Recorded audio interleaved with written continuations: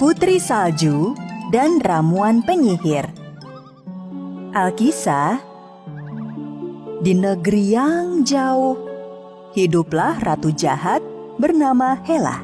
Semestinya tubuhnya lebih tinggi, namun ia mencuri mahkota tembus pandang dari Putri Salju. Lalu mantra jahatnya menjadi bumerang. Pelayan setianya Dankov datang membawa buku sihir yang sangat tebal. Aha, dengar ratuku, bahan-bahannya sebagai berikut. Kuharap mantranya tepat, Dankov, karena aku tak bisa menunggu hingga purnama untuk pulih. Sejumput rambut putih, sepasang sepatu bau busuk, beberapa permen karet pinus panggang, dan ludah hewan lama yang banyak.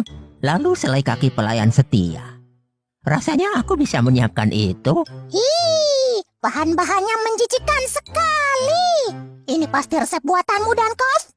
Tunggu ratuku, menurut buku ini, ramuan itu bisa berhasil. Bahan-bahan itu akan membuatku makin pendek atau makin bodoh, Dankov. Ah, masa sih? Itu tak membuatku makin bodoh atau pendek? Rencana Hela adalah menghancurkan kecantikan Putri Salju dengan mencuri mahkota tembus pandang. Namun ia yang menanggung malu karena justru kecantikannya yang hancur. Tapi mahkota itu masih di tangannya. Putri Salju dan 7 kurcaci memutuskan untuk merebut mahkota yang dicuri ratu jahat Hela. Tekad mereka sudah bulat. Tapi Putri, bisa saja Hela memanfaatkan kekuatan tembus pandang dari mahkota untuk menggagalkan rencana kita. Aku tahu kurcaci pemarah, karenanya aku tak akan ke Gua Hela sendirian. Kami ikut bersamamu. Jangan, kawan. Sangat berbahaya. Hanya aku dan perihutan yang akan pergi ke sana. Putri Salju berpamitan dengan para kurcaci, lalu berangkat bersama perihutan. Sementara itu, Hela mencari penyihir jahat lain untuk membantunya membatalkan mantra dan membuatnya kembali seperti sedia kala. Dankov, saat aku tak ada, pertahankan gua tetap gelap. Aku tak mau orang melihat mahkotaku. Ya ratuku, aku mampu melindungi mahkotanya walaupun dalam kondisi gelap. Hela berangkat dalam wujud mungilnya untuk mencari bantuan pada penyihir lain. Beberapa saat kemudian, 3 penyihir bertemu pada ruang rahasia milik penyihir jahat, Sina, yang merupakan pembuat kue kota itu. Namun, ketika Hela memasuki ruangan, penyihir yang lain tak mampu menahan tawa mereka.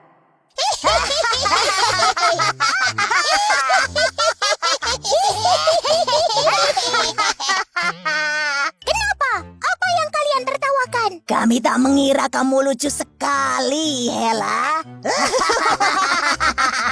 Aku heran masih saja ada yang mengacaukan mantranya sendiri. Tapi aku tak mengira itu adalah kau, Hela. Meski Hela merasa malu dengan ejekan para penyihir itu, ia berusaha menyembunyikan rasa sakit hatinya.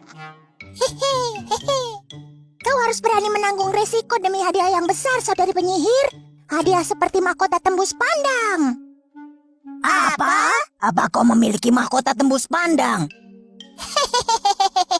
Tentu saja. Kau pikir apa? Ketika penyihir Sina dan Camilla mendengar Hela memiliki mahkota tembus pandang, mereka berhenti menertawakannya. Kami tahu mantra yang tepat untuk memperbaikinya, Hela cantik. Dan mungkin satu hari kami memerlukanmu untuk balas budi. Para penyihir jahat mendekati kuali dan mulai menyiapkan ramuan untuk Hela. Sementara itu, Putri Salju dan perihutan tiba di gua Hela dan diam-diam menyelinap ke dalam. Begitu gelap hingga mereka tak bisa melihat arah. Sehingga perihutan mengepakkan sayap ajaibnya dan menebarkan debu peri yang menyala. Berkat cahaya dari perihutan, Putri Salju melihat Dankov mendengkur di sebelah mahkota tembus pandang. Putri Salju mengendap-endap, lalu perlahan mengambil mahkota itu. Begitu mahkota berhasil didapatnya, gong ajaib dalam gua berbunyi sangat nyaring. Putri Salju terkejut dan menjatuhkan mahkotanya. Ya ampun! Ketika mahkota hampir terbanting ke lantai, dengan kekuatan cahaya Perihutan menangkapnya. Meskipun suasana sangat berisik, Dankov sama sekali tak terbangun. Sulit dipercaya, dia tak terbangun dengan suara seberisik itu. Saat Perihutan dan Putri Salju menyelinap meninggalkan goa, Hela dan penyihir lainnya akhirnya dapat menyelesaikan ramuan pemulih untuk Hela. Hela, kini kau bisa kembali normal kapanpun kau mau dan bisa berubah menjadi kurcaci kapan saja agar dapat menggunakan mahkota itu. Kini kau tak perlu menunggu hingga bulan purnama tiba. Tapi, sebagai gantinya, kau harus berbagi mahkota tembus pandang dengan kami. Atau kau takkan bisa menggunakan ramuan ini. Meski Hela tak menyukai syarat para penyihir, ia menerimanya. Tapi begitu ia siap meminum ramuan itu, mereka memperingatkannya. Berhenti! Hampir saja kau melakukan kesalahan lagi. Ramuan itu bukan untuk diminum. Kau harus menuangkannya ke rambutmu. Begitu Hela menuangkan ramuan ke atas kepalanya, para penyihir mengucapkan mantra. Hela naik, ramuan turun. Hela naik, ramuan turun. Dan Hela akhirnya kembali seperti sedia kala. Oh, kalian berhasil. Hore! Hela naik, ramuan turun. Hore! Hela sangat gembira bisa kembali seperti sedia kala. Dan kini bisa menggunakan mahkota tembus pandang. Ia segera berangkat kembali ke guanya. Jangan lupa membawa mahkotanya kepada kami. Ya, baik. Penyihir naik, ramuan turun. Putri Salju dan Perihutan berhasil membawa mahkota itu dan tiba di kastil tepat saat Hela kembali ke guanya.